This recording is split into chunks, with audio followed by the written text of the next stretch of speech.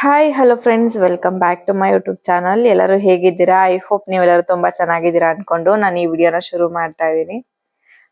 ಇವತ್ತು ಸ್ವಲ್ಪ ಫ್ರೀ ಇದ್ದೆ, ಸೊ ಹಿಂಗಾಗಿ ಬೆಳಗ್ಗೆನೆ ಇವತ್ತು ಆಯಿಲ್ ಅಪ್ಲೈ ಮಾಡ್ತಾ ಇದೀನಿ. ಸಿಕ್ಕಾಬಟ್ಟೆ ಏರ್ ಫಾಲು ಏನು ಅಂತಾನೆ ಗೊತ್ತಿಲ್ಲ. ಅರ್ಧ ಯೋಚನೆಗಳಿಗೆನೆ ಹೇರ್ ಫಾಲ್ ಜಾಸ್ತಿ ಆಗುತ್ತೆ. ಬಟ್ ಎಷ್ಟೇ ಕಂಟ್ರೋಲ್ ಮಾಡಬೇಕು ಯೋಚನೆಗಳನ್ನ ಅಂದ್ರೂ ಯೋಚನೆ ಕಂಟ್ರೋಲ್ ಆಗಲ್ಲ. ಸೊ ಎಲ್ಲರಿಗೂ ಇದೇ ತರನೇ ಆಲ್ಮೋಸ್ಟ್ ಆಲ್.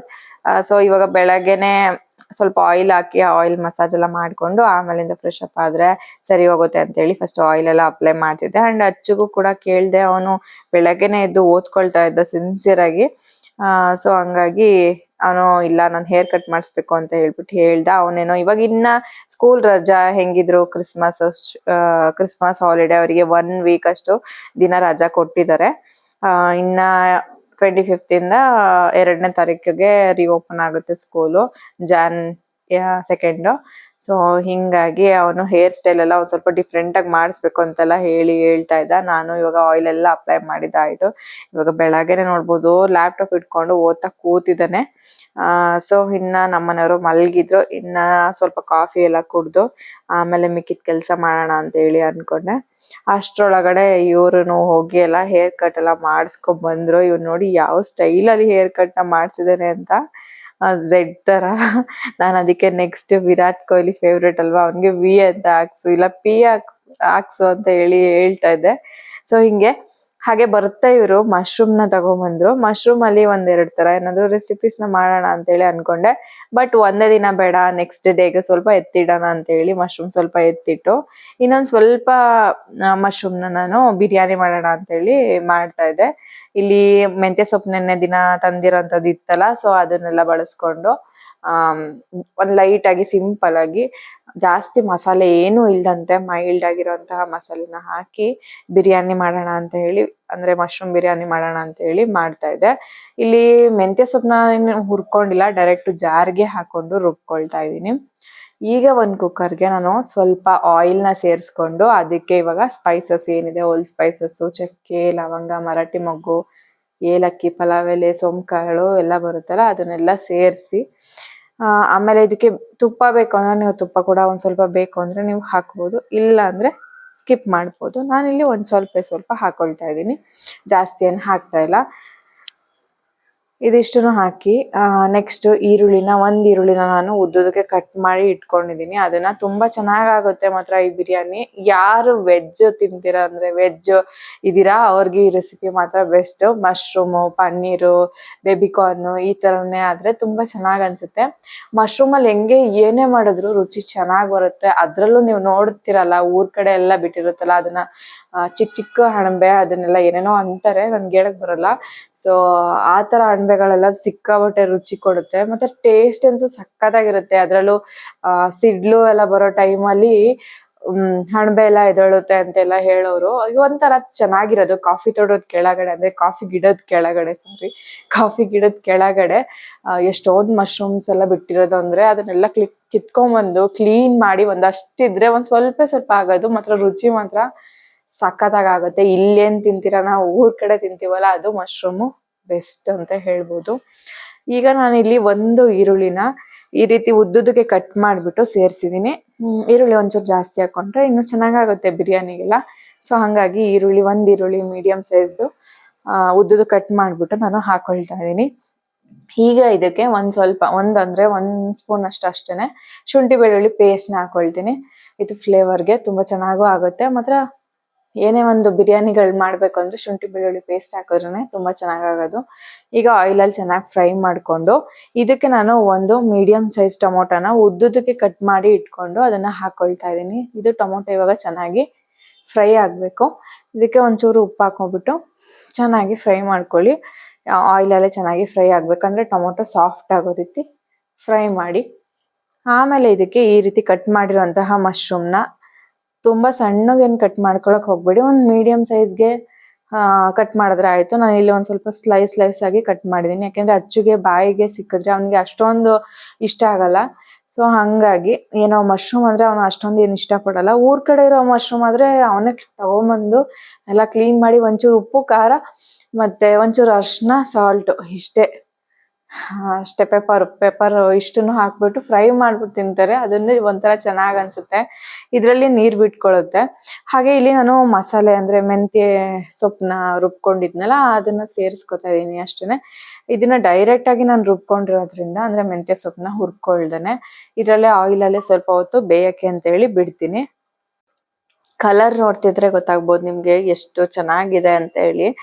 ಒಂಥರ ಮೆಂತ್ಯ ಸೊಪ್ಪು ಹಾಕಿದ್ರೆ ತುಂಬಾ ಒಳ್ಳೇದು ಕೂಡ. ಸೊ ಮೆಂತ್ಯ ಸೊಪ್ಪಲ್ಲಿ ತುಂಬಾ ತರ ರೆಸಿಪಿ ಮಾಡ್ತಾರೆ. ನಾನು ತೋರಿಸಿದ್ನಲ್ಲ ನಿಮ್ಗೆ ಬಿರಿಯಾನಿ ಕೂಡ, ಚಿಕನ್ ಬಿರಿಯಾನಿನೂ ಮಾಡಿದ್ದೆ, ಸಖತ್ ಟೇಸ್ಟ್ ಮಾತ್ರ.